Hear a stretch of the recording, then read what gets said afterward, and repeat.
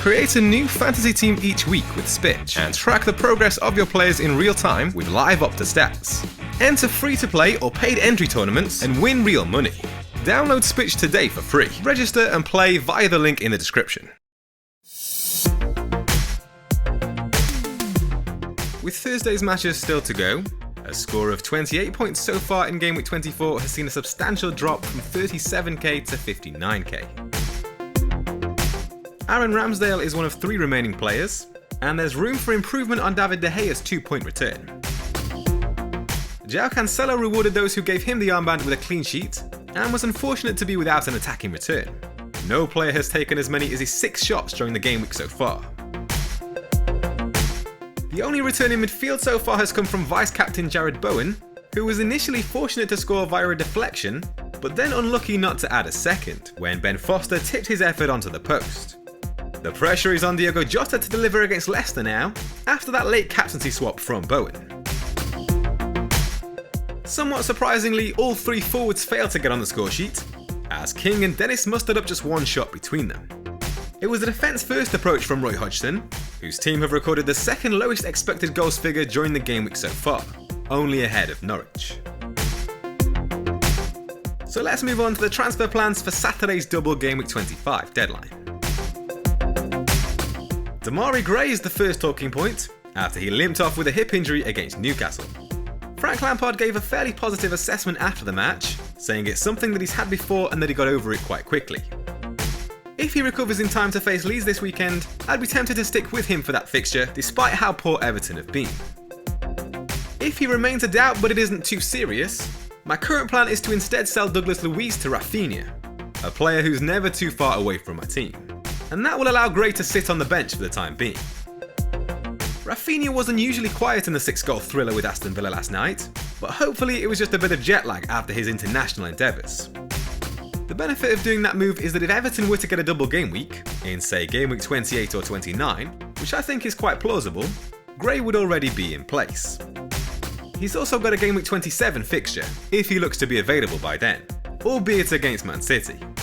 And it frees up an Aston Villa slot, just in case we get sprung with their double game week at any point, and I want to target the likes of Ramsey, Coutinho and Digne. Alternatively, with 8.1 million in the bank, there are enough funds to go straight from Gray to Salah, but that would rule out a return for Cristiano Ronaldo this week. I'm on the fence about bringing him back in. It would almost certainly be for just 1 game week, and it would be for a 4-point hit. But I'm rapidly losing faith in Michail Antonio, who's now failed to score in home matches against Norwich, Leeds and Watford in the last 4 game weeks. And it feels a week too early to get Kane in for me, given how solid Wolves have been. So even if I don't end up captaining Ronaldo, I'm still tempted to spend the 4 points just to cover him, in a week where he could surprise us with a big score. It helps that he's had his rest against Burnley coming into the double. I'd expect him to start both games against Southampton and Brighton. Since Paul Pogba's return from injury, in the last 2 matches in all competitions, United have fashioned an astounding 52 chances, just 1 fewer than in their previous 4 league matches. So that suggests the goals will come if they continue to play as they have been doing. So Douglas Luiz and Antonio to Rafinha and Ronaldo is the current plan for a 4-point hit, and here's how the team is set to line up. David De Gea has kept just 1 clean sheet in his last 7 league matches, but he's averaged an impressive 4.6 saves per game in that time. Man United ranks 7th for expected goals conceded per game in their last 4 game weeks. With the first leg of Man City's Champions League round of 16 tie coming up on Tuesday, where Kyle Walker is suspended, it wouldn't be a huge surprise to see Cancelo given a rest against Norwich. If that does happen, hopefully Livramento is restored to the Southampton starting lineup, albeit for a trip to Old Trafford. Spurs rank amongst the bottom 4 teams for expected goals conceded in game week 24 as it stands, despite previously looking to have made improvements under Antonio Conte.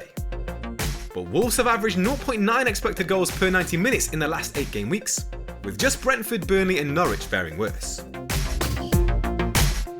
Jarrod Bowen remains the standout midfielder across the last 6 game weeks, where he's earned a league-high 59 FPL points. During the same period, Leicester have averaged 2.5 goals conceded and 3.16 expected goals conceded, ranking bottom of the league on each account. Bruno Fernandes was unfortunate to see an assist ruled out against Burnley, where he created a total of 7 chances. In the last 4 game weeks, no player has fashioned as many as his 17 attempted assists, while Bowen is the only midfielder to attempt more than his 12 shots. Watford is still awaiting their first goal under Roy Hodgson, who shaped them up in a 4-4-2 formation against West Ham, with Dennis and King fairly isolated. But a double Gameweek 26 to come means the pair will regrettably stick around for Brighton's visit this weekend.